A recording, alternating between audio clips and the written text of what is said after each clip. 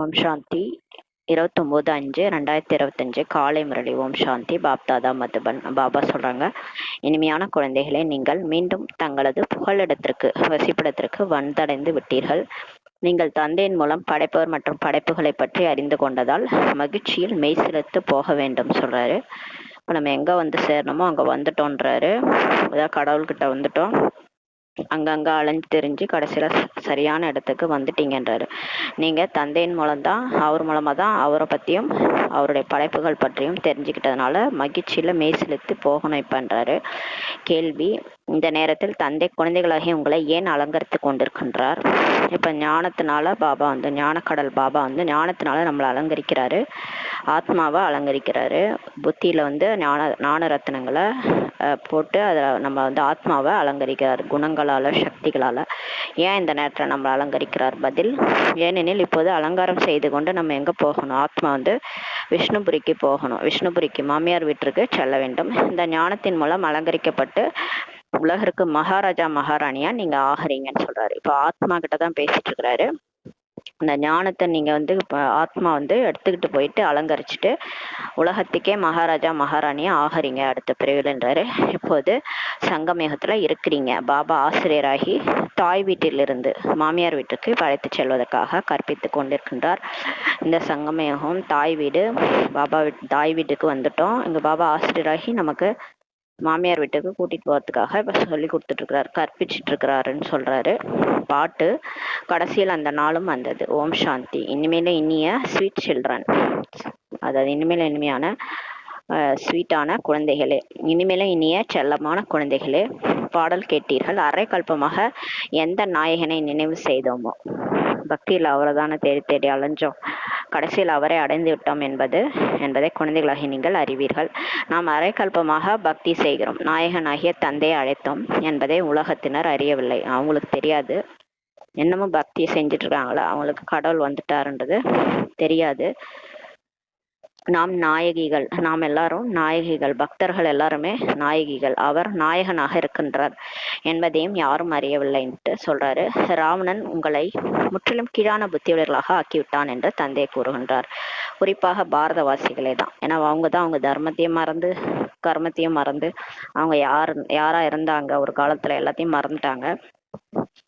நீங்கள் தேவி தேவதைகளாக இருந்தீர்கள் என்பதையும் மறந்து விட்டீர்கள் எனில் கீழான புத்தி அல்லவான்னு சொல்றாரு. தனது தர்மத்தை மறந்து விடுவது, இதுதான் கீழான புத்தியின் காரியமாகும் சொல்றார் பாபா. நம்ம யாரு, நம்மளுடைய தர்மம் என்ன, கொலை என்ன, எல்லாத்தையும் மறந்து போயிடுறோம்னா அப்ப நம்ம அதுதான் கீழான புத்தியின் காரியமாகின்றாரு. இதை இப்போது நீங்கள் மட்டுமே தான் அறிவீர்கள். பாரதவாசிகளாகிய நாம் சொர்க்கவாசிகளாக இருந்தோம். இந்த பாரதம் ஒரு காலத்துல சொர்க்கமாக இருந்தது. சிறிது காலம்தான் இருந்தது சொர்க்கமா. 1250 ஆண்டு காலம் சத்தியோகம் இருந்தது. மேலும் 1250 ஆண்டு காலம் திரேதாயுகம், ராமராஜ்யம் நடைபெற்றது. அந்த காலகட்டத்தில் அளவற்ற சுகம் இருந்ததுன்னு சொல்றார் பாபா. சுகத்தை நினைவு செய்து மெய்சிலிர்த்து போகணும்னு சொல்றார் பாபா. அந்த அளவுக்கு சுகம் இருந்துச்சு. சத்தியுகம், திரேதா இவைகள் இப்ப கடந்து விட்டனன்றாரு. சத்தியுகத்தின் ஆயுள் எவ்வளவு என்பதையும் யாருமே அறியவில்லைன்றாரு. இப்ப சத்தியுகம் வந்து லட்சக்கணக்கான வருடங்கள்ட்டு சொல்றாங்க. அதோட ஆயுள் எவ்வளோன்னு கூட யாருக்கும் தெரியல. லட்சம் ஆண்டுகள் எவ்வாறு இருக்க முடியும்? உங்களை மாயை எவ்வளவு கீழான புத்தியுடர்களாக ஆக்கிவிட்டது என்பதை தந்தை வந்துதான் இப்ப புரிய வைக்கின்றார் சொல்றாரு. உலகில் யாரும் தன்னை கீழான புத்தியுடையவர் என்று புரிந்து கொள்வது கிடையாது. நாம் நேற்று கீழான புத்தியுடையர்களாக இருந்தோம் என்பதை நீங்கள் அறிவீர்கள் சொல்றாரு. நமக்கு இன்னைக்குதான் ஞானம் கிடைச்சிருக்கு. நம்ம ஏன் இந்த மாதிரி சின்ன விஷயம்லாம் கூட நம்ம என்ன புரிஞ்சுக்கலன்ட்டு நமக்கே தோணும். நம்ம வந்து ஞானம் அடைய அடைய நம்ம நேற்று எவ்வளோ புத்தி இல்லாம இருந்தோம் பாருங்க, முட்டாளா இருந்திருக்கிறோன்ட்டு நமக்கு ஞானம் அடைய அடைய தான் புரியும். அதான் சொல்றாரு, நாம நேற்று கீழான புத்தியுடையவர்களாக இருந்தோம் என்பதை நீங்க அறிவீர்கள். இப்போது பாபா அந்த அளவுக்கு புத்தி கொடுத்து விட்டார். இப்ப பாபா நமக்கு அந்த அளவுக்கு புத்திசாலி ஆக்கிட்டார். ஏன்னா அவர் புத்திசாலிக்கெல்லாம் புத்திசாலி. அதாவது படைப்பவர் மற்றும் படைப்பின் முதலிடை கடையை நாம் அறிந்து கொண்டோம். அந்த புத்தியை கொடுத்துட்டாரு. நேற்று அறியாமல் இருந்தோம், யாரு கடவுள், அவரோட படைப்பு என்ன, எதுவும் தெரியாம இருந்தோம். இன்னைக்கு எல்லாமே தெரிஞ்சுக்கிட்டோம். இன்று அறிந்து கொண்டோம். எந்த அளவுக்கு அறிந்து கொண்டே செல்கிறோமோ அந்த அளவுக்கு மெய்சிலிர்த்து போவீர்கள்ன்றாரு. நாம் மீண்டும் நமது வசிப்பிடத்திற்கு வந்து சேர்ந்து விட்டோம்ட்டு பாபா சொல்றாரு. பாபா சொல்றாரு, நம்ம வந்துட்டோம், அவர்கிட்ட வந்துட்டோம். உண்மையில் தந்தை நமக்கு சொர்க்கத்தின் ராஜ்யம் கொடுத்திருந்தார் ஒரு காலத்துல. பிறகு நாம் இழந்து விட்டோம். இப்போது பதிதமாகி விட்டோம். இப்போ நம்ம தூய்மையற்றவராக ஆகிட்டோம். அதனால்தான் இங்க இருக்கிறோம் கலியுகத்துல. சத்தியுகத்தை பதிதம் என்று கூறுவது கிடையாது. சொர்க்கத்தை அந்த வந்து தூய்மையற்ற உலகம்னு சொல்ல மாட்டாங்க. அது பாவனமான உலகமாகும்ன்றாரு. ஹே பதித பாவனனே வாருங்கள் என்று மனிதர்கள் சொல்றாங்க. பாடினாங்களா இல்லையா ரகுபதி ராஜாராம்? பதித பாவனை சீதாராம்னு காந்தியடிகள் பாடினாரு. பதித பாவனே வாருங்கள்ட்டு கூப்பிடுறாங்க. ராவண ராஜ்யத்தில் பாவனமாகவும் உயர்ந்தவர்களாகவும் யாரும் இருக்க முடியாதுன்றாரு. இந்த மாயாவோட உலகத்தை கீழ்த்தரமான உலகம், இங்க போய் யாராவது நல்லவங்களா தூய்மையானவங்களா உயர்ந்தவங்களா யாரும் இருக்க முடியாதுன்றாரு.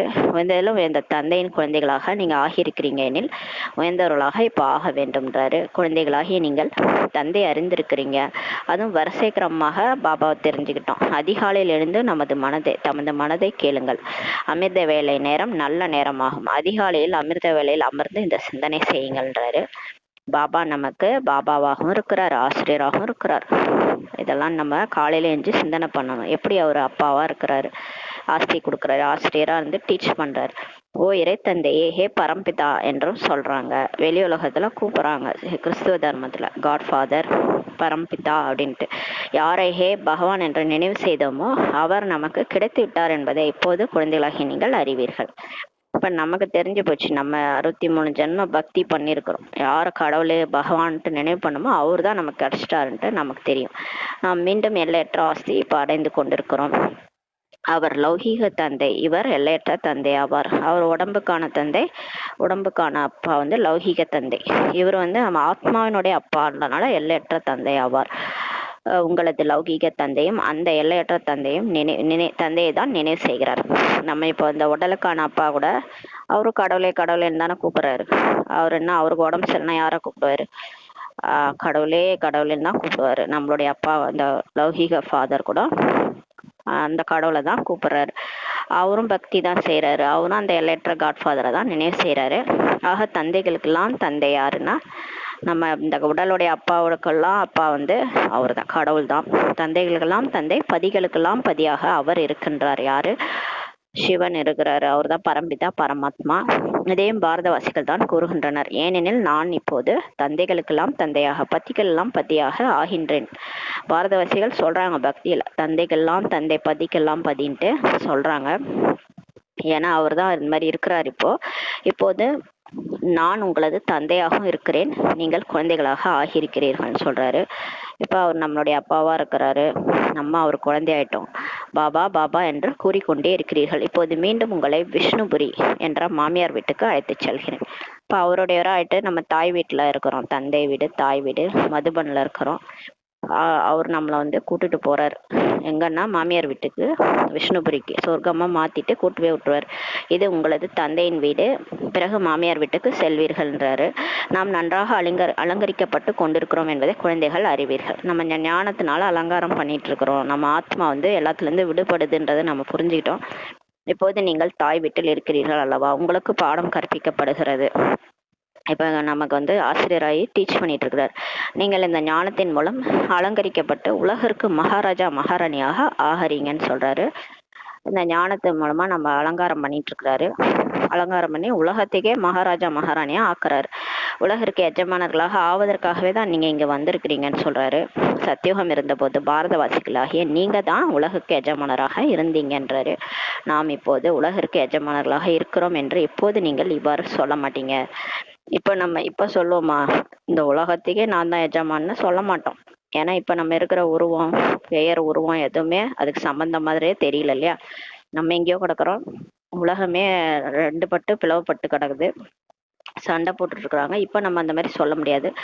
பாரதத்திற்கு எஜமானர்களாக இருப்பவர்கள் கலியுகத்தினர் என்பதை இப்போது நீங்கள் அறிவீர்கள். இப்ப வந்து எல்லாம் கலியுக வாசிகள் தான் பாரதத்துக்கு எஜமானனா இருக்கிறாங்க. ராவணராஜ்யம் நடக்குது. நாம் சங்கமேகத்தினராக இப்ப இருக்கிறோம் சொல்றார் பாபா. பிறகு நாம் சத்தியுகத்தில் முழு உலகிற்கும் எஜமானர்களாக ஆவோம். இப்ப நம்ம சங்கமேகத்துல இருக்கிறோம். ஆனா அப்புறமா அடுத்த பிறவில சொர்க்கத்துல முழு உலகிற்கு எஜமானர்களாக நம்ம ஆவோம். இந்த விஷயங்கள் குழந்தைகளாகிய உங்களது புத்தியில் வரணும். ஏன்னா நமக்கு எல்லையற்ற புத்தி இருக்கு. இதுக்கப்புறம் என்ன நடக்க போகுது நமக்கு தெரியும். விநாசம் ஏற்படும், அதுக்கப்புறம் சொர்க்கம் வரும். அப்ப அங்க போய் நம்ம எஜமானரா ஆவோன்றது நமக்கு தெரியும். உலக ராஜ்யம் கொடுக்கக்கூடியவர் வந்திருக்கின்றார் என்பதை நீங்கள் அறிவீர்கள்ன்றாரு. இப்போது சங்கமேகத்தில் அவர் வந்திருக்கிறாரு. ஞானம் கொடுக்கும் வள்ளல் ஒரே ஒரு தந்தை தான் ஆவார். தந்தை தவிர எந்த மனிதனையும் ஞானம் கொடுக்கும் வள்ளல் என்று சொல்ல முடியாது. அவன் அருளால் அவன் தாள் வணங்கின்ற மாதிரி அவரை தவிர வேற யாராலையும் இந்த ஞானத்தை கொடுக்க முடியாது. ஏனெனில் தந்தையிடத்தில் அப்படிப்பட்ட ஞானம் இருக்கிறது. அதாவது இதன் மூலம் முழு உலகுக்குமே சத்கதி ஏற்பட்டு விடுகிறதுன்றாரு. தத்துவங்கள் மற்றும் அனைவருக்கும் சத்கதி ஏற்பட்டு விடுகிறது. இந்த ஞானத்தை கேட்கறதுனால நம்ம மாறிடுறோமா, நம்ம மாறுறதுனால உலகமும் மாறிடுது, தத்துவங்களும் மாறிடுது, எல்லாருக்குமே சத்கதி ஏற்பட்டுருது, எல்லா மனுஷங்களுக்குமே சத்கதி ஏற்பட்டுருது இந்த ஞானத்தினால. மனிதர்களிடத்தில் சத்கதிக்கான ஞானமே கிடையாதுன்றாரு. இந்த நேரத்தில் தத்துவங்களின் கூடவே முழு உலகம் தம பிரதானமா இருக்குது.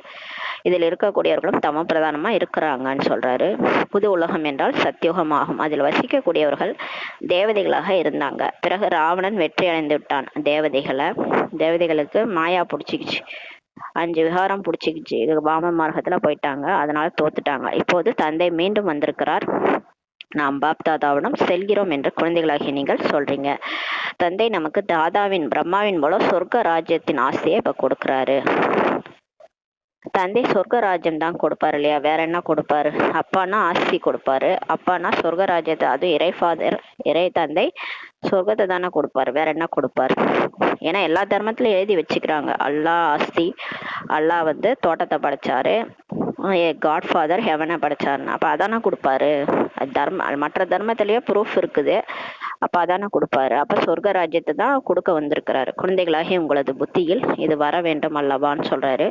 ஆனால் மாயை மறக்க வச்சிருது. இங்க அப்படியே ஞானம் கேட்டுட்டு அப்படி வெளியே போனோடனே அந்த மாயாவோட உலகம் நம்மளை மறக்க வச்சிருது. நிலையான குஷியுடன் இருக்க விடுவதே கிடையாது. இந்த மாயா நம்மள ஜாலியா இருக்க விட மாட்டுது. நம்ம இங்க பாபா பேச்சை கேட்டு பாபாட்ட முரளி கேட்கும் போது நல்லா குஷியா வருது. வெளியே போனோடனே ஏதாவது விஷயங்கள் சூழ்நிலைகள் நம்மளை புத்தியை மாத்தி விட்டுருது. அப்ப குஷி போயிடுதுன்றாரு. யார் நல்ல முறையில் படித்து கற்பிக்கின்றார்களோ அவர்கள் தான் உயர்ந்த பதவி அடைவார்கள்ன்றாரு. இந்த முறையில நல்லா படிச்சு மற்றவங்க சொல்லி கொடுக்குறாங்களோ அவங்க தான் நல்ல முறையில உயர்ந்த பதவி அடைவாங்கன்றாரு. வினாடியில் ஜீவன் முக்தி என்று பாடப்பட்டிருக்கிறது. ஒரு செகண்ட்ல ஜீவன் முக்தி தான். உடலை விடும்போது பாபா நினைவுல சரீரம் விடுறோம்னா அப்படியே ஜீவன் முக்தி தான், அப்படியே சொர்க்கத்துக்கு போயிடலாம். புரிந்து கொள்வது ஒரே ஒரு முறைதான் அல்லவா? அனைத்து ஆத்மாக்களுக்கும் தந்தையானவர் ஒருவர் தான். அனைத்து ஆத்மாக்களின் தந்தையான அவர் இப்போது வந்திருக்கிறாரு. எல்லா ஆத்மாக்களுக்கும் அப்பா வந்துட்டாரு. ஆனால் அனைவரும் சந்தித்து விட முடியாது. ஆனா எல்லாராலையும் மதுபன்ல அவரை சந்திக்க முடியாது. எல்லாரையும் அவர் சந்திக்க மாட்டாரு, முடியாத காரியமாகும். ஏன்னா எப்படி எல்லாரும் ஒரு 800 கோடி பேரும் ஒரே டைம்ல மதுபன்ல எப்படி பார்க்க முடியும்? எல்லாரும் அங்க தங்கவும் இடம் கிடையாது, நிக்கவும் இடம் கிடையாது இல்லையா? எல்லாராலையும் சந்திக்க முடியாது. இதுக்கே இப்பயே ஷிஃப்ட் போட்டுதான் கொஞ்சம் பேரா தானே நிறைய நாள் போட்டு மாசம் ஒரு மாசம் ஒரு ஜோன் போட்டுதான் இப்ப சந்திக்க வைக்கிறாங்க. ஃபுல்லா எல்லா உலகம் ஃபுல்லா போய் அவரை சந்திக்க முடியாது சொல்றாரு. முடியாத காரியமாகும். அவர் வந்துட்டாருன்னு தெரிஞ்சதுன்னா அவ்வளவுதான், அதுக்கப்புறம் நிக்க கூட இடம் இருக்காது. தந்தை கற்பிப்பதற்கு வருகின்றார். இப்ப கடவுளே வந்திருக்கிறாரு நம்மளுக்கு சொல்லி கொடுக்க. நீங்கள் அனைவரும் ஆசிரியர்களாக இருக்கிறீங்க. கீதா பாடசாலை என்று கூறப்படுகிறது அல்லவா? இந்த வார்த்தையும் பொதுவானதாகுன்றாரு. கீதா பாடசாலை என்ற வார்த்தை பொதுன்றாரு. கிருஷ்ணர் கீதையை கூறியதாக சொல்றாங்க. இப்போது இது கிருஷ்ணரின் பாடசாலைலாம் கிடையாது. கீதையை சொன்னது கிருஷ்ணர்ன்றாங்க. இப்ப கீதா பாடசாலை நம்ம வைக்கும் போது கிருஷ்ணர் ஒன்றும் இந்த பாடசாலையில உட்காந்து கீதை சொல்லல. கிருஷ்ணரின் ஆத்மா இப்ப படிச்சிட்டு இருக்குதுன்றாரு. சத்தியுகத்தில் யாராவது கீதா பாடசாலையில் படிப்பார்களா என்ன? கிருஷ்ணர் சொர்க்கத்துலதான் இருப்பாரு, அங்க யாராவது கீதா பாடசாலையில உட்காந்து படிப்பாங்களா அல்லது கற்பிப்பார்களா என்னன்னு சொல்லி கேட்கிறாரு. கிருஷ்ணர் இருப்பது சத்தியுகத்தில். பிறகு 84 பிறவிகள் கிருஷ்ணர் எடுக்கிறாரு. ஒரு சரீரம் மற்றொரு சரீரம் போன்று இருக்க முடியாது. இப்ப மறுபிறவி எடுக்கிறாங்கன்னா அந்த ஒரு பிறவியில ஒரு மாதிரி பெயர் உருவம் இருக்கும். அந்த உடலை விட்டு அந்த குறிப்பிட்ட ஏஜ்ல இறந்துடுறாங்கன்னா இன்னொரு உடல் அந்த ஆத்மா எடுக்குதுன்னா அந்த சரீரம் வேற மாதிரிதான் இருக்கும்.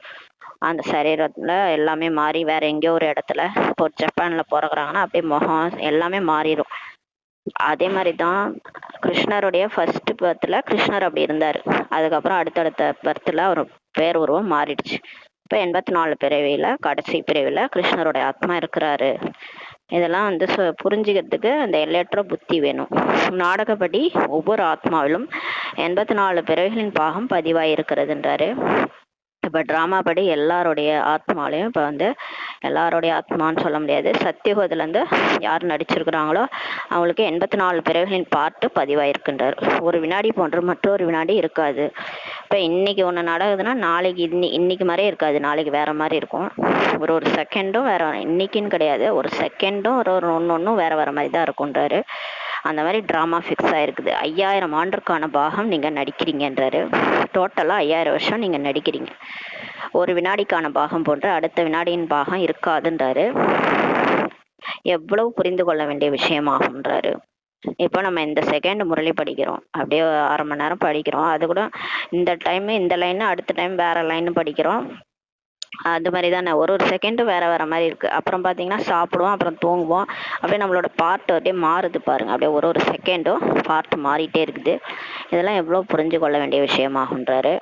ட்ராமா அல்லவா இது, நாடகம் அல்லவா, அதனால ஒரு ஒரு பார்ட்டும் சீனும் இங்கே வந்து ரெக்கார்ட் ஆகிட்டு இருக்குது. அதே பாகம் திரும்பவும் அடுத்த கல்பத்தில் நடிக்கப்படுகிறது. இப்போ இதே சீன் தான் அடுத்த கல்பம் இதே தான் நடக்கும்ன்றாரு. ஏன்னா இது உருவாக்கப்பட்ட விளையாட்டு, இது மாறாதுன்றாரு. மற்றபடி அந்த சாஸ்திரங்கள் அனைத்தும் பக்தி மார்க்கத்தினுடையது. மகாபாரதம், ராமாயணம், பகவத்கீதை இதெல்லாம் சாஸ்திரங்கள், மனுஷங்கள் எழுதுந்து, கடவுள்லாம் அது எழுதல, அது பக்தி மார்க்கத்தினுடையதுன்றார். அரை கல்பம் பக்தி நடைபெற்றது, பிறகு நான் வந்துதான் அனைவருக்கும் சத்கதி கொடுக்குறேன். 5000 ஆண்டுக்கு முன்பு ராஜ்யம் செய்திருந்தோம் என்பதை நீங்கள் அறிவீர்கள்னு சொல்றாரு. இப்ப இதெல்லாம் கடவுளே பேசிட்டு இருக்கிறாரு. அவர் தான் சொல்றாரு இதெல்லாம் நடந்ததுன்ட்டு. சத்கதியில் இருந்தோம், நம்ம துக்கத்தின் பெயரே நமக்கு கிடையாது. அப்ப நம்ம ராஜ்யம் பண்ணிட்டு இருக்கும்போது சொர்க்கத்துல சத்கதியில இருந்தோம். அப்ப நமக்கு துக்கம்னா என்னன்னு தெரியாது. இப்போது எங்கு பார்த்தாலும் துக்கமாக இருக்கிறது. இது துக்கதாமம் என்று கூறப்படுகிறதுன்றாரு. சாந்தி தாமம், சுகதாமம் மற்றும் துக்கதாமம் 3 தாமம் இருக்குது. ஒன்று பரந்தாமம், அது வந்து நம்ம ஆத்மாக்கள் வசிக்கிற இடம். அங்கிருந்து கீழே நடிக்க வரும்போது சுகதாமம் சொர்க்கம், அங்க வந்து ஜாலியா இருக்கிறோம் தேவதைகளா. அப்புறம் 2500 வருஷம் கழிச்சு இப்படி ஆயிடுது, துக்கதாமமா ஆயிடுது. வந்து பாரதவாசிகளுக்கு தான் சுகதாமத்திற்கான வழி நான் சொல்றேன்றாரு. கல்பத்திற்கு நான் வரவே வேண்டியிருக்கிறது, பல முறை நான் வந்திருக்கிறேன், வந்து கொண்டே இருப்பேன்றாரு. அதாவது யதாஹி தர்மசிய அப்படின்ட்டு கிருஷ்ணர் சொன்னதா சொல்லியிருப்பாங்க. அந்த தர்மத்துக்கு களங்கம் ஏற்படும் போது நான் பூமியில அவதரிக்கிறேன்னு, அதர்மம் தலை தூக்கும் போது நான் பூமியில அவதரிக்கிறேன், யுகே யுகே வரேன்ட்டு சொல்லுவாங்க. ஆனா யுகம் வரல, கல்பத்திற்கு நான் வரேன்றார். பாபாவுடைய மகா வாக்கியம் நல்லா பாருங்க. கல்பத்திற்கு நான் வரேன், 5000 வருஷத்துக்கு ஒரு தடவை நான் வரேன், சங்கம யுகத்துல வரேன், பல முறை வந்திருக்கிறேன். இதே மாதிரிதான் போன கல்பமும் படிச்சு நீங்க தேவதையா மாறி போனீங்க. இந்த கல்பமும் நீங்க படிச்சுட்டு இருக்கிறீங்க, அடுத்த கல்பமும் நான் வருவேன்றார், வந்து கொண்டே இருப்பேன்றார். இதே மாதிரிதான் இது நடக்கும். இது வந்து முடிவில்லாத டிராமா, இதற்கு முடிவே கிடையாதுன்றாரு.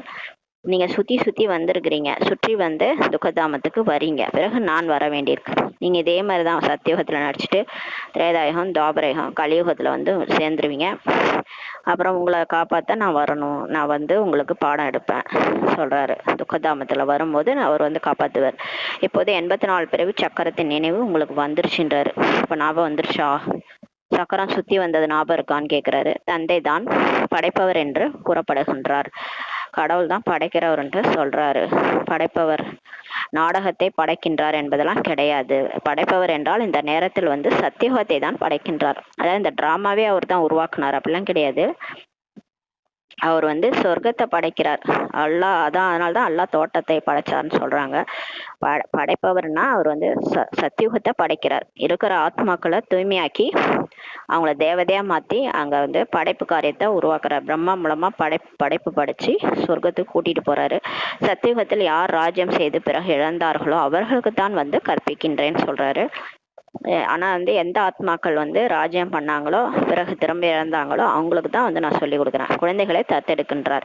நீங்கள் எனது குழந்தைகள் அல்லவான்றாரு. உங்களுக்கு எந்த சாது சன்னியாசிகளும் படிப்பு கற்பிப்பது கிடையாது. இங்க சொல்லி கொடுக்கறது கடவுளே வந்து சொல்லி கொடுக்குறாரு. எந்த சாது சன்னியாசியும் சொல்லித்தரல. கற்பிப்பவர் ஒரே ஒரு தந்தை தான் ஆவார். அவரை தான் அனைவரும் நினைவு செய்யறாங்க. உலகமே அவரை தான் கூப்பிடுது. சத்தியம், சிவம், சுந்தரம், அவரை தான் தேடிட்டு இருக்கிறாங்க. உலகமே தேடிட்டு இருக்கிறாங்க. நம்ம கிடைச்சிட்டாரு. யாரை நினைவு செய்கிறார்களோ அவர் கண்டிப்பாக ஒரு நாள் வருவார் அல்லவா. அவரை ஏன் நினைக்கிறாங்க? உலகம் ஃபுல்லா லிங்கம் வந்து உருவாக்கி அவருக்கு பக்தி செய்து அவரை ஏன் கூப்பிடுறாங்க?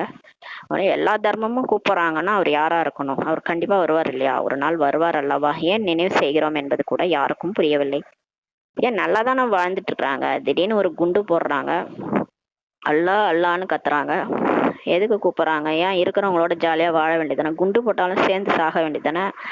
ஏன் அந்த டைமில் அல்லாவை கூப்பிட்றீங்க? அந்த டைமில் எதுக்கு வந்து கடவுளை கூப்பிட்றீங்க? ஐசியூவில் படுத்துட்டு இருக்கிறாங்க, உடம்பு சரியில்லை, கடவுளே கடவுளேன்னு கூப்பிட்றாங்க. ஏன் ஏன் இருக்கிறவங்களோட ஜாலியாக இருக்க வேண்டியதானே? உடம்பு சரியில்லைன்னா ஏன் அப்போ மட்டும் கடவுளை கூப்பிட்றீங்க? அதான் சொல்கிறாரு, ஏன் நினைவு செய்கிறோம் என்பது கூட அவங்களுக்கு யாருக்கும் புரியல. ஏன்னா அவர் தான் அப்பா, ஆத்மாவினுடைய அப்பா. உடம்பு அழிஞ்சு போயிடும், உடம்பு கூட உடம்பு உடம்பு சார்ந்தவங்களோட ஜாலியாக வாழ்ந்துடுறோம். ஆனால் சாகும்போது ஆத்மா தனியாக போகும்போது தந்தையை நினைக்குது, அப்பாவை நினைக்குது. அது யாருன்னா பரம்பிதா பரமாத்மா, அவர் ஆத்மானுடைய அப்பா. அதனால தான் நினைவு செய்கிறோம். பதித்த பாவனாகிய தந்தை அவசியம் வருகின்றார். மீண்டும் வாருங்கள் என்று கிறிஸ்துவை ஒருபோதும் கூற மாட்டாங்க, கிறிஸ்துவ கூப்பிட மாட்டாங்க. ஆனால் கிறிஸ்தவர்கள் கூப்பிட்றாங்க, செகண்ட் கம்மிங் ஆஃப் ஜீசஸ்ன்ட்டு சொல்லிட்டு இருக்கிறாங்க. ஆனால் அவர் இங்கே தான் பிறந்து ரீபத்தில் இருக்கிறாருன்னு அவங்களுக்கு தெரியாது. பாபா சொல்லி தான் நமக்கு தெரியும். கிறிஸ்து திரும்ப அவர் தர்ம ஸ்தாபகர், அவர் தர்மத்தை ஸ்தாபனை பண்ணிட்டு திரும்ப வந்து மறுபிறவியில் இருக்கிறாரு, இப்போ கடைசி பிறவியில் இருக்கிறாரு அப்படின்ட்டு பாபா சொல்லி தான் நமக்கு தெரியும்.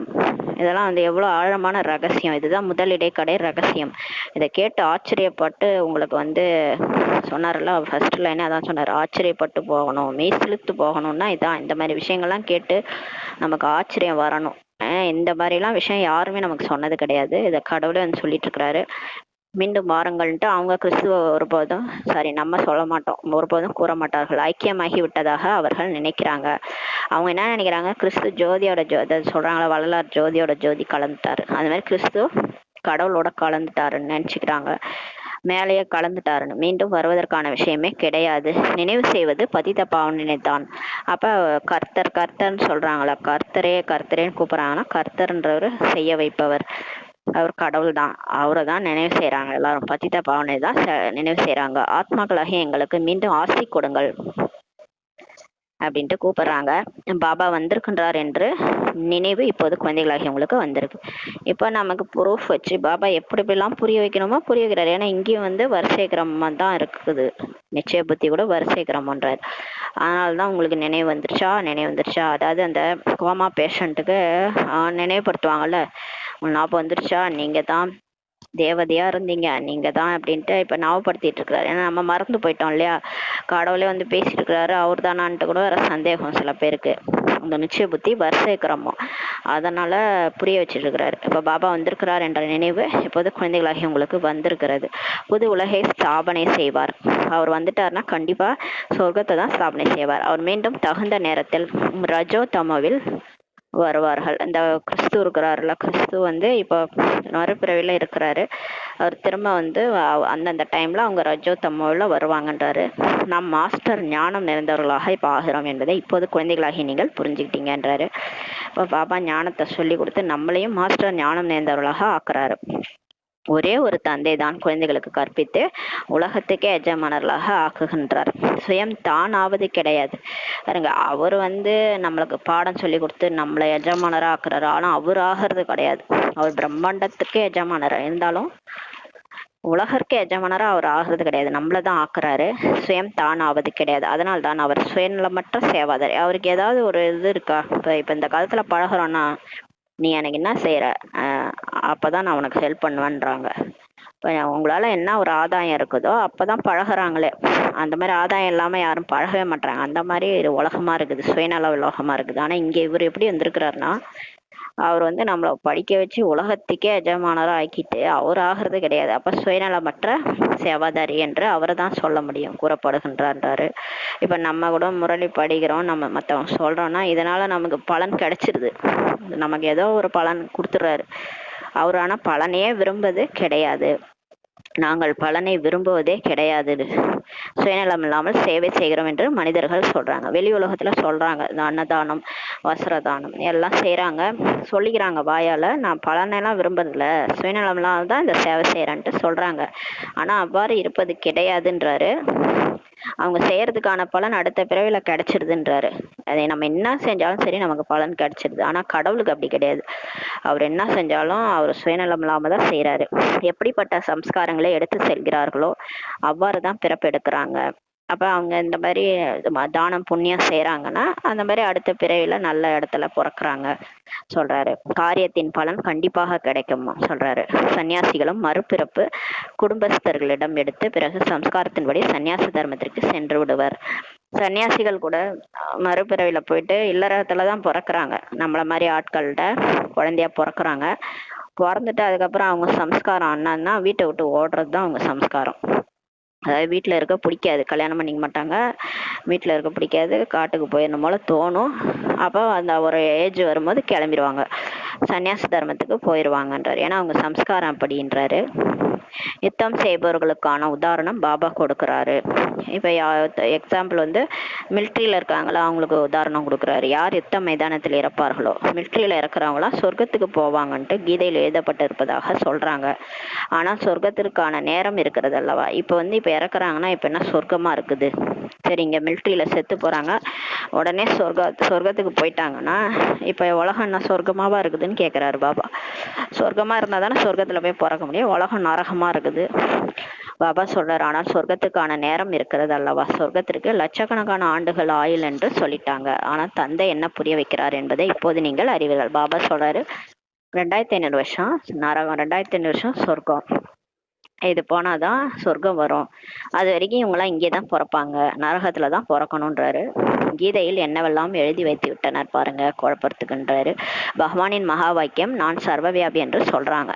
கீதையில என்ன சொல்றாங்க, நான் எல்லாத்துலயும் இருக்கிறேன், அணுவுலையும் இருக்கிறேன், நான் பூனையில இருக்கிறேன், நாயில இருக்கிறேன் அப்படின்னு கடவுள் சொன்னாராம் அப்படின்னு சொல்லி எழுதி வச்சிருக்கிறாங்க. அப்படின்ட்டு கீதையில் எழுதியிருக்காங்க. நான் சர்வவியாபி என்று என்னை நானே எவ்வாறு நிந்தனை செய்து கொள்வேன்னு சொல்லி கடவுளை கேட்குறாரு. கடவுள் கேட்குறாரு, நான் எப்படி என்ன நானே நிந்தனை திட்டிக்குவேனா? நான் சர்வவியாபி, நான் எல்லா இடத்துல இருக்கிறேன்ட்டு. நாய் பூனை அனைத்திலும் இருக்கிறேன் என்று சொல்லிட்டாங்க. தந்தை கேட்கிறார், என்னை ஞான கடல் என்று சொல்றீங்க, பிறகு நான் என்னை எவ்வாறு எப்படி கோரிக்கொள்ள முடியும்? சர்வவியாபின்னு எப்படி சொல்லிக்க முடியும்? நான் ஞான கடல், எவ்வளவு பொய் இருக்கிறது, யாரிடத்துல ஞானம் கிடையவே கிடையாதுன்னு சொல்றாரு. அந்த அளவுக்கு ஞானம் கூட இல்லை. அதாவது கடவுளை போய் சர்வவியாபின்னு சொல்றாங்க, எல்லா இடத்துலயும் இருக்கிறாருன்ட்டு. சன்னியாசி போன்றவர்களுக்கு எவ்வளவு மரியாதை இருக்கிறது, ஏனெனில் அவங்க தூய்மையாக இருக்கிறாங்க. சத்தியுகத்தில் எந்த குருமார்களும் இருக்க மாட்டார்கள். இங்கு மனைவியிடம் சொல்றாங்க, உனது கணவன் தான் உனக்கு குரு ஈஸ்வரனாக இருக்கிறார், வேற எந்த குருவிடம் செல்லக்கூடாதுன்ட்டு அந்த காலத்துல சொன்னாங்க. அப்ப வந்து ரஜோவா இருந்தது உலகம். அப்ப பக்தி கூட நல்லா இருந்தது. எப்போது பக்தி சதோ பிரதானமாக இருந்ததோ அப்போது இவ்வாறு புரிய வைக்கப்பட்டன. அப்ப வீட்டிலேயே கணவன் தான் உனக்கு ஈஸ்வரன், நீ வீட்டிலேயே இருக்கணும், வெளியே போகக்கூடாதுன்றதுக்காக அப்போ அப்படி சொன்னாங்க. துவாபர யுகத்துல பக்தி வந்து சதோ பிரதானமா ஒரு லிங்கத்தை தான் பூஜை செஞ்சாங்க, அதனால அந்த மாதிரி இருந்தாங்க அந்த காலத்துல. சத்தியுகத்தில் குருமார்கள் கிடையாது. சத்தியுகத்துல அப்படி கிடையாது. இல்லற தர்மம், அங்க தூய்மையான இல்லற தர்மம். அங்க வந்து நம்ம யாரையும் தேடி போக தேவையில்லை, எல்லாரும் சத்கதியில தான் இருப்பாங்க. அதனால குருமார்கள் அங்க கிடையாது. பக்தியின் ஆரம்பத்திலும் குருமார்கள் கிடையாதுன்றாரு பாருங்க. ஆரம்பத்துல கூட இல்லற தர்மத்துல தான் இருந்திருக்கோம் துவாபர யுகத்துல. அப்ப கூட சன்னியாச தர்மம் கிடையாதுன்றாரு, குருமார்கள் கிடையாது. கணவன் மனைவி ஒன்றா வாழ்ந்தாலும் பக்தி செஞ்சுக்கிட்டு தூய்மையா தான் வாழ்ந்தாங்க ஒரு வீட்டுல துவாபர யுகம் முதல்ல. இதெல்லாம் எப்ப ஆரம்பிச்சுன்னா துவாபர யுகம் கொஞ்சம் போக போக தான் இதெல்லாம் ஆரம்பிச்சிருக்குது. அதுக்கப்புறம் சன்னியாச தர்மம் வந்து குருமார்கள்லாம் வரும்போது தான் அவங்கள தேடி போயிருக்கிறாங்க. கணவன் தான் அனைத்துமாக இருந்தாங்க. பக்தி சதோ பிரதானமா இருக்கும்போது கணவன் தான் அனைத்துமாக இருந்தார், எந்த குருமார்களும் அப்ப கிடையாது. இவ்விஷயங்கள் அனைத்தையும் இப்போது நீங்க புரிஞ்சுக்கிறீங்கன்றாரு. இதெல்லாம் ஆழமா நம்ம சிந்திக்கணும். சில மனிதர்கள் பிரம்மா குமாரி என்று பெயர் கேட்டதும் பயந்துடுறாங்க. இப்ப பிகேன்ஸ்ன்னு சொன்னாலே பயந்து ஓடிடுறாங்க. ஏனெனில் இவர்கள் சகோதர சகோதரிகளாக ஆக்கி விடுகின்றனர் என்று நினைக்கிறாங்க. அங்க போனா நம்மளெல்லாம் பிரதர் சிஸ்டரா ஆக்கிடுவாங்கன்ட்டு பயப்படுறாங்க. பாபா கேட்கிறாரு, அரே பிரஜாபிதா பிரம்மாவின் குழந்தையாக ஆவது நல்லது அல்லவா? ஆஸ்தி கிடைக்குது இல்ல, சொர்க்கத்துக்கு போகணும்னு ஆசை இல்லையான்னு கேட்கிறாரு. பிரம்மாவுடைய குழந்தையாகிறது நல்லதானே. பீக்கு தான் சொர்க்கத்தின் ஆஸ்தி அடையிறாங்க. பிரம்மகுமாரி ஆனாதான் சொர்க்கத்துக்கு போக முடியும், சொர்க்கத்தினுடைய ஆஸ்தி கிடைக்கும், தங்க மாளிகையில போய் வாழ முடியும். அப்ப அது மட்டும் கசக்குது. அதாவது தூய்மையா இருக்க கசக்குதுன்னா அப்புறம் எப்படி சொர்க்கத்துக்கு போக முடியும்? சொர்க்கத்தின் ஆஸ்தி கிடைக்காது. இப்போது நீங்கள் அடைந்து கொண்டிருக்கிறீர்கள். இப்ப நம்ம பிகே ஆயிட்டு சொர்க்கத்தின் ஆஸ்தி அடைஞ்சிட்டு இருக்கிறீங்கன்றாரு. நீங்கள் பிகு ஆகி இருக்கிறீங்க, நாம் சகோதர சகோதரிகள் என்று இருவரும் சொல்றீங்க. சரீர உணர்வு விகாரங்களின் துர்நாற்றம் நீங்கிறது. நம்ம எப்ப சகோதரன் சகோதரி என்ற உள்ளுணர்வு வருதோ அதாவது எல்லாருமே ஆத்மாக்கள் கடவுளுடைய குழந்தைகள்ன்ற உள்ளுணர்வு வரும்போது சரீர உணர்வு நீங்கிடுது. அந்த விகாரங்களின் துர்நாற்றம் அதுதான் நம்மளை பிடிச்சது, மாயா. அந்த மாயா நம்மளை விட்டு நீங்கிடுது. நாம் ஒரு தந்தையின் குழந்தைகள், சகோதர சகோதரிகள், விகாரத்தில் எப்படி செல்ல முடியும் சொல்லி பாபா கேட்குறாரு. இப்போ ஒரு வீட்டில் பிரதர் சிஸ்டர் இருக்கிறாங்க, அவங்க எப்படி விகாரத்துல போக முடியும்? அண்ணன் தங்கச்சின்னா எப்படி போக முடியும்? அதே மாதிரி தான் இங்கேயும். இங்கே வந்து பரமாத்மாவுடைய குழந்தைகள் நம்ம எல்லாரும். அப்போ வந்து எப்படி நம்ம சகோதரன் சகோதரிகள் தானே, நம்ம கடவுளுடைய குழந்தைகள், சகோதரன் சகோதரிகள் எப்படி விகாரத்தில் செல்ல முடியுன்றார். இது மகா பாவமாகும் சொல்றாரு. இவ்வாறு தூய்மையாக இருப்பதற்கான யுக்தி நாடகத்தில் இருக்கிறது. இப்போ இது தூய்மையாகிறதுக்கான யுக்தி இதுதான் சொல்றாரு. இந்த பாயிண்ட்டை நீங்க ஞாபகம் வச்சுக்கணும். ஸோ நம்ம எல்லாரும் கடவுளுடைய குழந்தைகள், சகோதரன் சகோதரிகள் எப்படி விகாரத்துல போகிறது அப்படி அந்த பாயிண்ட்டை ஞாபகம் வச்சுக்கிட்டு இதை அதை செஞ்சா மகா பாவம்னு சொல்லி ஞாபகம் வச்சுக்கிறது தான் யுக்தின்றாரு. சன்னியாசிகளுடையது துறவர மார்க்கமாகும். அவங்க வீட்டை விட்டு வெளியே போயிடுவாங்க. அவங்க தூய்மையாகிறதுக்காக வீட்டை விட்டு வெளியே போயிடுறாங்க. நீங்கள் இல்லற மகரத்தை சேர்ந்தவர்கள். நீங்க வீட்டில தான் இருந்து தூய்மையா இருக்கணும். இப்போது நீங்கள் இந்த சீச்சி உலகின் சடங்குகளை விட்டு விட்டு இந்த உலகையே இப்போ மறந்துடணுன்றாரு. நீங்க மறந்தா தானே சொர்க்கத்துக்கு போக முடியும். நீங்கள் சொர்க்கத்துக்கு எஜமானர்களாக இருந்தீங்க ஒரு காலத்துல. பிறகு ராவணன் எவ்வளவு சீச்சியாக ஆக்கி விட்டான் நம்மள. இதையும் பாபா வந்து புரிய வச்சிருக்கிறார். நாம் 84 பிறவிகள் எடுத்திருக்கிறோம் என்பதை நாம் எப்படி ஏற்றுக்கொள்வது என்று சிலர் கேட்குறாங்க. சிலருக்கு புரிய மாட்டுது. 84 பிறவி நான் எடுத்தேனா, எப்படி எடுத்தேன்னு எப்படி ஏத்துக்கிறதுன்னு கேட்குறாங்க. 84 பிறவிகள் எடுத்திருக்கிறீர்கள் என்ற நல்ல விஷயத்தை தானே நாம் கூறுகிறோம் சொல்லி பாபா சொல்றாரு. அந்த மாதிரி கேள்வி கேட்டாங்கன்னா சொல்லுங்க, நல்ல விஷயத்தை தானே நாங்க சொல்றோம். 84 பிறவிகள் எடுத்திருக்கவில்லை எனில் நிலைத்திருக்க மாட்டார்கள். 84 பிறவி எடுத்தவங்க தான் பிகேவா கடைசி வரைக்கும் இருப்பாங்க, இல்லைன்னா நிலைத்திருக்க மாட்டாங்கன்றாரு. இவர் தேவி தேவதா தர்மத்தை சார்ந்தவர் அல்ல என்பதை புரிந்து கொள்ள வேண்டும். இப்ப திடீர்னு வருவாங்க, ஞானம் கேட்பாங்க, ஓடிடுவாங்க, இருக்க மாட்டாங்க. நிலைக்கலன்னா தெரிஞ்சுக்கினா அவங்க சொர்க்கத்துக்கு வர மாட்டாங்க, சொர்க்கத்திற்கு வர முடியாது. பிரஜைகளிலும் குறைந்த பதவி தான் அப்படியே வந்தாலும் ஞானம் கேட்டா ஒரு பாயிண்ட் 2 பாயிண்ட் கேட்கறாங்க, நம்புறாங்கன்னா பிரஜையா வருவாங்க. பிரஜையில கூட குறைந்த பதவி தான் அவங்க அடைவாங்கன்னு சொல்றாரு. பிரஜைகளிலும் நல்ல பதவி குறைந்த பதவி இருக்கிறது அல்லவான்றாரு. பிரஜைனா ஒரு பாயிண்ட் கேட்டாலே பிரஜை தான். பிரஜையில கூட பணக்கார பிரஜை, ஏழை பிரஜைன்ட்டு இருக்குது. 2 விதமான பிரஜையும் இருக்குது அல்லவான்றாரு. இந்த விஷயங்கள் எந்த சாஸ்திரங்களும் கிடையாது. இந்த மாதிரியான விஷயங்கள்லாம் நீங்க எந்த ஒரு சத்சங்கத்திலையும் சாஸ்திரத்திலையும் போய் கேட்க முடியாது. எங்கேயுமே இந்த விஷயம்லாம் இல்லை. இதெல்லாம் கடவுள் தான் சொல்றாரு. பகவான் வந்து ராஜ்யத்தை இப்ப ஸ்தாபனை செய்கின்றார். ஸ்ரீகிருஷ்ணர் வைகுண்டத்திற்கு எஜமானராக இருந்தார். இதெல்லாம் யார் சொல்றது? கடவுள் சொல்றாரு. அவர் தான் வந்து ராஜ்யத்தை ஸ்தாபனை பண்ணார். அந்த ராஜ்யத்துக்கு அதிபதி வந்து ஸ்ரீகிருஷ்ணர். அவர் தான் வைகுண்டத்துக்கு எஜமானரா இருந்தாரு. தந்தை தான் ஸ்தாபனை செய்யறாரு. ஆனா சிவன் தான் வந்து ஸ்ரீகிருஷ்ணருக்கு ஆஸ்தி கொடுக்குறாரு. அதுதான் நாராயணனும் அடைக்கிறாரு, குபேரனோட கடனன்னு சொல்லிட்டு இருக்காங்களா. அதான் இவர் தான் வந்து ஸ்தாபனை செய்யறாரு. தந்தை தான் கீதை கூறி இருந்தார். கீதை சொன்னது சிவன் தான், கேட்டது கிருஷ்ணர். அந்த மாதிரி கேட்டுதான் கிருஷ்ணர் ஆனாரு. அதன் மூலம் தான் இந்த பதவி அடைந்திருக்கின்றார். பிறகு படிப்பது கற்பிக்க வேண்டிய அவசியமே கிடையாதுன்றாரு. நம்ம கிருஷ்ணர் ஆயிட்டோம் அப்படின்னா, அதை கிருஷ்ணர் ஆயிட்டாருன்னா கிருஷ்ணர் அதுக்கப்புறம் படிக்கிறது கற்பிக்க வேண்டிய அவசியம் கிடையாது. நீங்கள் படித்து விட்டு பதவி அடைந்து விடுகிறீர்கள். இப்போ நம்ம படிக்கிறோம், சொர்க்கத்துல போய் பதவி அடைஞ்சிடறோன்றார். பிறகு கீதை ஞானம் படிக்க மாட்டீங்கன்றார் பாபா. அதுக்கப்புறம் நம்ம வந்து கீதை ஞானம் படிக்க தேவையில்ல, ஞானத்தின் மூலம் சத்கதி கிடைத்து விட்டது. எந்த அளவு முயற்சியோ அந்த அளவு உயர்ந்த பதவின்றார். இப்ப பாபா சொல்றதை கேட்டு ஸ்ரீமத் படி நடந்து எந்த அளவுக்கு பாபா நினைக்கிறோம், முரளி படிக்கிறோமோ, எந்த அளவுக்கு நம்ம புத்தியை மாற்றி ஆத்ம உணர்வுல சரீரம் விடும்போது பாபா நினைவுல விடுறோமோ அந்த அளவுக்கு நமக்கு உயர்ந்த பதவின்றாரு. கல்பத்திற்கு முன் எவ்வளவு முயற்சி செய்திருந்தீர்களோ அதை செய்து கொண்டிருக்கிறீங்கன்றாரு. சாட்சியாக இருந்து இப்ப பார்க்கணுன்றாரு. ஆசிரியரையும் பார்க்க வேண்டும். நமக்கு சொல்லி கொடுக்குறவங்க எப்படி இருக்கிறாங்கன்னு பாருங்க. இவர் எனக்கு கற்பித்திருக்கிறார், நான் இவரை விட புத்திசாலியாக ஆக வேண்டும் அப்படின்னு நினைங்கன்றாரு. அதிக இடைவெளி மார்ஜின் கூட இருக்கிறது. உயர்ந்ததிலும் உயர்ந்த நிலை அடைவதற்கு முயற்சி செய்யணும். இது வரைக்கும் இன்னும் யாரும் அடையல. அதாவது 108 டிசைட் ஆகலன்றாரு. ஒண்ணு வந்து பிரம்மாவா, 2 மம்மா, மீதி எல்லாம் எதுவுமே டிசைட் ஆகல. இப்ப கூட டைம் இருக்கு, மார்ஜின் இருக்குன்றாரு. யார் வேணாலும் முயற்சி செய்யலாம். உயர்ந்தாலும் உயர்ந்த நிலை அடைவதற்கு முயற்சி செய்ய வேண்டும்ன்றாரு. மூல விஷயம் தமோ பிரதானிலிருந்து சதோ பிரதானம் ஆவதாகும். மூலமான விஷயமே நம்ம மாறணும். அதான் கலியுக வாசியிலேருந்து கொஞ்சம் கொஞ்சமாக அந்த பழைய சம்ஸ்காரம்லாம் போய் தூய்மையாக மாறணும், சத்தியுக வாசியாக மாறணும்.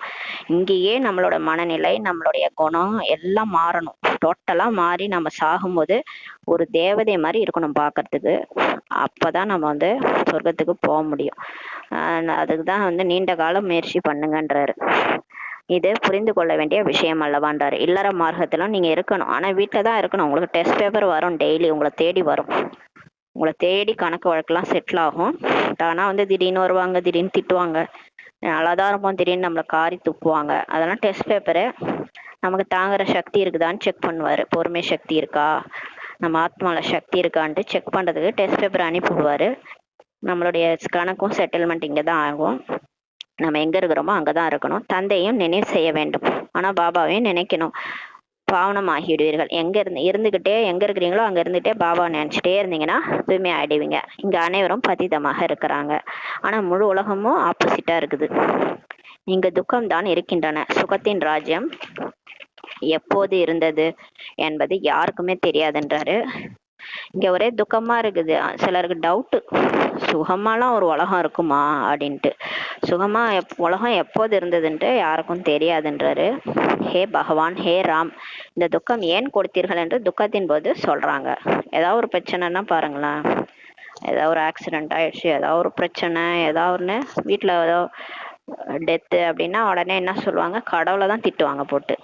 என்னமோ நீ தான் என்னை இவ்வளோ பண்ணிட்ட, உன்னால தான் நான் இப்படி கஷ்டப்படுறேன் அப்படின்னு கடவுளை பிடிச்சி திட்டுவாங்க. அவருக்கும் இதுக்கும் சம்மந்தமே கிடையாது.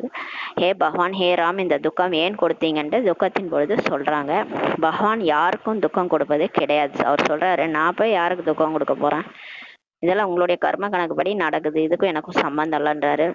ராவணன் தான் துக்கம் கொடுப்பது, இந்த மாயாவால தான் நீங்க துக்கம் அடைஞ்சிருக்கிறீங்க, பிறகு தான் மற்ற தர்மங்கள் வருகின்றன சொல்றாரு. சரி, நமது ராஜ்யத்தில் வேறு எந்த தர்மமும் கிடையாது என்பதை இப்போது நீங்கள் அறிவீர்கள். சொர்க்கத்துல நம்ம ராஜ்யம் பண்ணும்போது அங்க வந்து எந்த வேற தர்மம், கிறிஸ்துவ தர்மம், இஸ்லாம் தர்மம்னு எந்த தர்மமும் கிடையாதுன்ட்டு உங்களுக்கு தெரியும்ன்றாரு. பிறகுதான் மற்ற தர்மங்கள் வருகின்றன. அப்புறம் 2500 வருஷம் கழிச்சு தான் எல்லா தர்மம் வருது. நீங்கள் எங்கு வேண்டுமென்றாலும் செல்லுங்கள், படிப்பை கூடவே வைத்துக் கொள்ளுங்கள்ன்றாரு. மன்மனாபவ என்ற லட்சியம் கிடைத்திருக்கிறது. நீங்க எங்க வேணாலும் போங்க உலகத்துல, ஆனா பாபா நினைங்க, முரளி படிங்க, தந்தையை நினைவு செய்யுங்கள். தந்தையிடமிருந்து நாம் சொர்க்க ஆஸ்தி அடைந்து கொண்டிருக்கிறோம், இதை கூட நினைக்க முடியாதா அப்படின்னு கேக்குறாரு. இந்த நினைவு இப்ப உறுதியாக இருக்க வேண்டும், பிறகு கடைசி நிலை நல்ல நிலையாக ஆகிவிடும். பாபா நினைச்சு அவர் நினைவே கடைசியில வந்துருச்சுன்னா நல்ல நிலையா நமக்கு ஆகிரும். நல்லது. நினைவில இனிமையான தேடி கண்டெடுக்கப்பட்ட செல்லமான குழந்தைகளுக்கு தாய் தந்தையாகிய பாப்தாதாவின் அன்பு நினைவுகள் மற்றும் காலை வணக்கம். ஆன்மீக குழந்தைகளுக்கு ஆன்மீக தாய் தந்தையின் அன்பு நினைவுகள் மற்றும் நமஸ்தே சொல்றாரு. இந்த மாதிரி எந்த ஒரு சத் சங்கம் தெரியாது, எந்த ஒரு சாஸ்திரம் தெரியாது, நம்ம கேட்டிருக்கிறோமா? அன்பு நினைவுகள், நமஸ்தே. இனிமேல இனிமையான செல்லமான இந்த வார்த்தையெல்லாம் எங்கேயுமே எந்த ஒரு மனுஷனும் நம்மளை சொல்ல மாட்டாங்க. இது வரைக்கும் வாழ்ந்து வந்திருக்கிறோம், யாராவது செல்லமா கொஞ்சிருக்கிறாங்களா? இது யாரா இருக்கும்? இது கடவுள் தானே நம்மளை வந்து கொஞ்சறாரு, இவ்வளவு விஷயத்த சொல்றாரு. அவன் நம்பிக்கை வேணும் இல்லையா? நிச்சய புத்தியோட அவரோட ஸ்ரீமத் படி நடக்கணும். தாரணைக்கான முக்கிய சாரம், ஃபர்ஸ்ட் பாயிண்ட், அதிகாலையில் அமிர்த வேளையில் எழுந்து சிந்தனை செய்ய வேண்டும். பாபா எனக்கு தந்தையாக இருக்கிறார், ஆசிரியராக இருக்கிறார், என்னை ஞான ரத்னங்களால் அலங்கரிப்பதற்காக இப்போது பாபாவே வந்திருக்கிறார், கடவுளே வந்திருக்கிறார். அவர் தந்தைக்கெல்லாம் தந்தையானவர், பதிகளுக்கெல்லாம் பதியானவர்.